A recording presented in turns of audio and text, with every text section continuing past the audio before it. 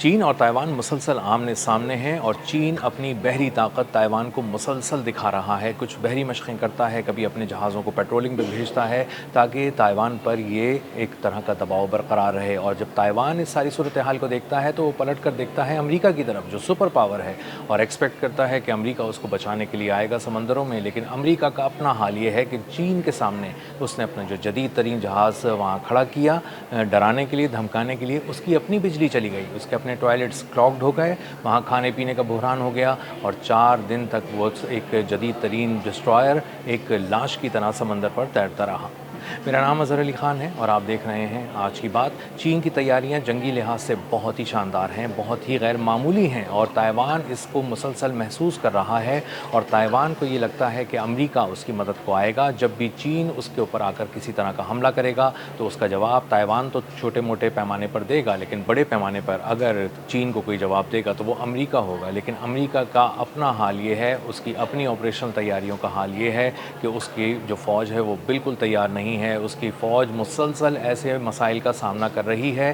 جس کو دیکھ کر پوری دنیا ہنس رہی ہے اس کی آپریشنل ریڈینس پہ, اور یہ کہ کس طرح سے وہ اپنے جہازوں کو لے کر یہاں آتا ہے لیکن ان کی حفاظت نہیں کر پاتا, ان کو مینٹین نہیں رکھ پاتا. اور اس میں ایسے بھی جہاز ہیں جو جدید ترین ہیں, اربوں ڈالر مالیت کے ہیں, لیکن ان میں ایسے بنیادی مسائل ہیں کہ جو اگر کسی اور کو بتائے جائیں کہ امریکہ کے جہازوں پر اس طرح کے مسائل ہیں تو وہ سر پکڑ کر بیٹھ جائے گا کہ سپر پاور اپنے آپ کو کس طرح سے پیش کر رہی ہے دنیا کے سامنے. اب اس کی ایک مثال آپ لیں, ساؤتھ چائنا سی کے اندر ایک جہاز کھڑا کیا انہوں نے, اور جدید ترین ڈسٹرائر تھا, گائیڈڈ میزائل سے لیس ہے, اور انتہائی جدید ترین جہاز ہے. یعنی 90 کی دہائی میں جب یہ بنایا گیا تھا تو ملینز آف ڈالرز کا تھا, اور اگر اس کو دوبارہ بنایا جائے گا تو یہ تقریباً 2 ارب 70 کروڑ ڈالر کا یہ دوبارہ تیار ہوگا. اتنا جدید ترین جہاز جو چائنا کے سامنے امریکہ نے لا کے کھڑا کیا, تائیوان کی حفاظت کے لیے کھڑا کیا, ساؤتھ چائنا سی کے اندر ڈپلوائے کیا گیا, اور اس پہ تقریباً 300 سے 400 کے قریب جو سیلرز تھے وہ اس پہ تعینات ہیں. یہ پچھلے مہینے جولائی کے مہینے میں 4 دن تک بغیر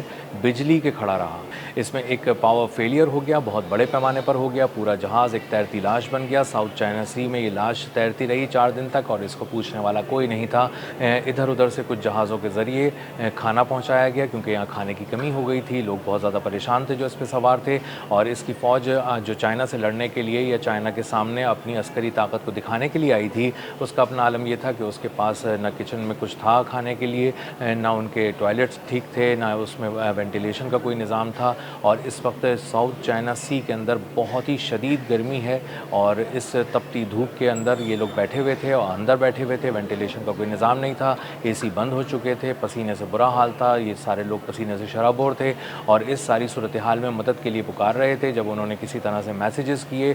بھجوائے اپنے پیغامات, تو ہنگامی طور پہ وہاں پر کچھ جہاز آئے اور 4 دن تک ان کو کھانا سپلائی کرتے رہے, 4 دن تک ان کو بنیادی ضرورت کی چیزیں سپلائی کرتے رہے, لیکن ان کو ٹو کر کے لے جانے والا کوئی نہیں آیا. 4 دن کے بعد ایک جہاز آیا, اور اس کے بعد اس نے اس کو ٹو کرنا شروع کیا, اور پھر یہ فلپین کے ایک مینٹیننس سینٹر میں لے کے جایا گیا, اور وہاں پر کھڑا کر کے اب اس کی مرمت کی جا رہی ہے کہ اس میں پاور فیلئر کیسے ہو گیا اور اتنا بڑا فالٹ کیسے آ گیا, اور اس پر جو موجود انجینئرز تھے وہ اس کو بر وقت ٹھیک کیوں نہیں کر سکے. اور اگر یہ کسی کامبیٹ سچویشن میں ہوتا, کسی ایسی سچویشن میں ہوتا جو جنگ کی صورتحال ہو, تو جنگی صورتحال کے اندر یہ جہاز بالکل بھی پرفارم نہیں کر پاتا اور ہر طرف سے پٹتا,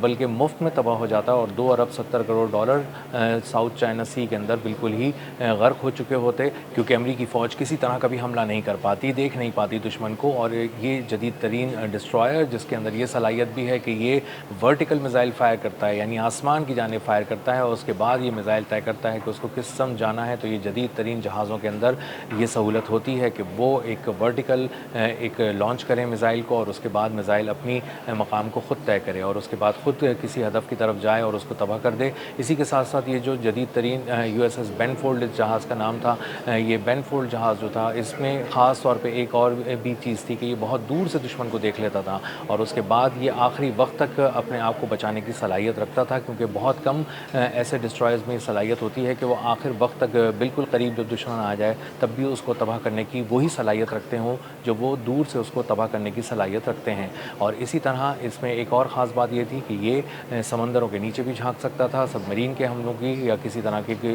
ٹورپیڈو میزائل اگر فائر کیے جاتے ہیں تو ان کا بھی سدباب کرنے کی اس میں صلاحیت تھی۔ تو ایک انتہائی جدید ترین جنگی جہاز جو تعینات کیا گیا تھا چائنا کو دکھانے کے لیے، اس کو ڈرانے کے لیے، تائیوان کو بچانے کے لیے، تائیوان کو یہ پیغام دینے کے لیے کہ تم اکیلے نہیں ہو، ہم کھڑے ہیں۔ تو اب وہ لوگ اکیلے خود کھڑے رہے، 4 دن تک سمندر میں کھڑے رہے، ان کی بجلی بند رہی، ان کے کھانا پینا، ان کا اے سی بند رہا، ان کا اپنا برا حال ہو گیا، باہر سے جہاز منگوانے پڑے اور جنہوں نے آ کر ان کو بچایا بھی اور ان کو کھانا پینا اور ضرورت کی چیزیں فراہم کی۔ تو یہ سب چیزیں جو چائنا اس وقت بہت باریک بینی سے دیکھ رہا ہے اور پوری دنیا کی فوج اس وقت امریکہ کی تیاریوں پر مسکرا رہی ہے۔ اور یہ کوئی پہلا واقعہ نہیں ہے، اس سے پہلے جاپان اور ساؤتھ کوریا کو بچانے کے لیے پیسفک اوشن میں جو جدید ترین بحری جہاز بھیجا تھا امریکہ نے، اس کا نام تھا یو ایس ایس ہگنز۔ اور یو ایس ایس ہگنز کا معاملہ یہ ہوا کہ اس میں آگ لگ گئی اور وہ آگ پھیلتی چلی گئی اور اس نے ایک بہت بڑے حصے کو جلا کر راکھ کر دیا۔ تو اس کا جہاز یو ایس ایس ہگنز جلتا رہا اور اس کے بعد ایک لاش بن کر سمندر پر تیرتا رہا اور اس کے بعد اس کو ٹو کر کے وہاں سے لے جایا گیا۔ تو اس سارے معاملے کو چائنا بہت ہی باریک بینی سے دیکھ رہا ہے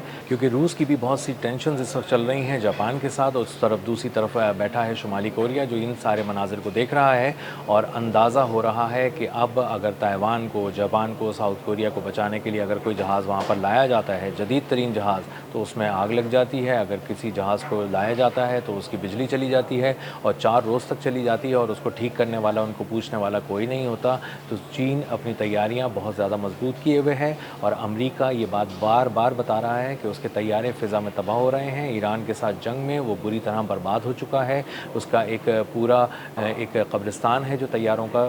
جو بسا دیا گیا ہے ایران کے اندر، اور ایران نے یہ بات بتائی ہے کہ اس نے 200 سے زیادہ امریکی ایئر کرافٹ تباہ کر دیے ہیں اس جنگ کے اندر۔ اس کا مطلب یہ ہے کہ F-35 کی جو اسٹیلتھ ٹیکنالوجی ہے وہاں سے لے کے F-15 A-10C Thunderbolt, KC-135 refuelling tankers, E-3 Sentry ایووکس طیارے، اسی طرح MQ-4C ٹرائٹون جو $450 ملین کا ایک ڈرون ہے، تباہ کر دیا گیا، اس کے اندر غائب کر دیا گیا۔ اور اس کے بعد MQ-9 ریپر ڈرونز جن کا تو نام لینا اس وقت چڑ بن چکی ہے امریکی فوج کی، کیونکہ وہ اب تک خود امریکی فوج یہ بات مان چکی ہے کہ 45 کے قریب تباہ ہو چکے ہیں، جبکہ ان کی تعداد اس سے تھوڑی زیادہ ہے۔ اور اگر اس کو یمن کے ساتھ بھی ملا لیا جائے، یمن کے وار تھیٹر کے اندر بھی جو MQ-9 ریپر ڈرونز تباہ ہو رہے ہیں تو اس کی تعداد کہیں زیادہ بن جاتی ہے۔ تو اصل میں وہ اپنے جو 1/3 سے زیادہ ڈرون جو ان کا ذخیرہ تھا وہ ضائع کر چکے ہیں اور ان کی وار مشینز ایک ایک کر کے فیل ہو رہی ہیں، چاہے وہ فضاؤں میں ہوں، چاہے وہ سمندر میں ہوں، چاہے وہ زمین پر ہوں۔ جدید ترین تھاڈ اور پیٹریوٹ میزائل جو جدید ترین سسٹمز تھے ڈیفنس کے، وہ وہاں پر لگائے جاتے ہیں کہیں پر، تو یہ بات طے ہو جاتی ہے کہ وہ اس کی حفاظت کرنے میں ہمیشہ کامیاب ہی رہیں گے، لیکن وہ یکسر ناکام نظر آیا اور ان کو چن چن کر خیبر شکن میزائلوں نے اور دیگر بیلسٹک میزائلوں نے ایران کے تباہ کر دیا اور ان کے پرخچے اڑا دیے۔ تو اصل میں امریکی فوج کے بقیے ہر طرف ادھڑ چکے ہیں اور اس وقت وہ خود بھی بحری طور پہ بہت کمزور ہو چکا ہے۔ جو ان کا U S S Abraham Lincoln ایک بحری بیڑا ہے، ایئر کرافٹ کیریئر ہے، اس کو ابھی ریپلیس کیا جا رہا ہے جارج واشنگٹن سے، اور جارج واشنگٹن اب کچھ دن میں پہنچنے والا ہے۔ اور U S S Abraham Lincoln کو صرف اس لیے نہیں بھیجا جا رہا کہ کسی طرح کی ریپلیسمنٹ پہنچ گئی ہے، اصل میں ہنگامی طور پہ پیسفک اوشن سے ایک جہاز نکال کر وہاں بھیجا گیا ہے اور اس کی وجہ یہ ہے کہ ابراہم لنکن پہ بہت زیادہ مسائل ہیں، 270 دن سے زیادہ ہو چکے ہیں وہ ڈیوٹی پر موجود ہیں اس کے لوگ، اور بھیجے گئے تھے صرف 90 روز کی ڈیوٹی کے لیے۔ وہ بہت زیادہ ذہنی تناؤ کا شکار ہیں،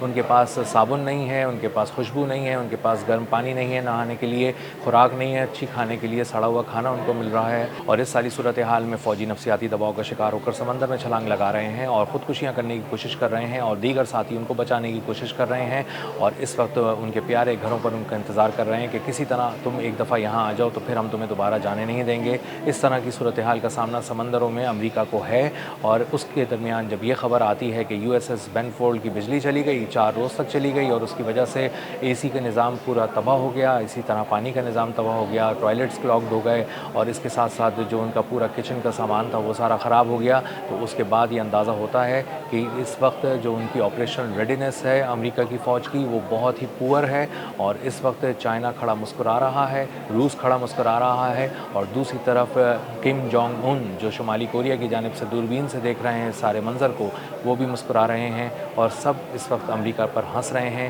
امریکہ بہت زیادہ شدید دباؤ کا شکار ہے اور اس کی عسکری قوت بکھرتی پوری دنیا کو نظر آ رہی ہے۔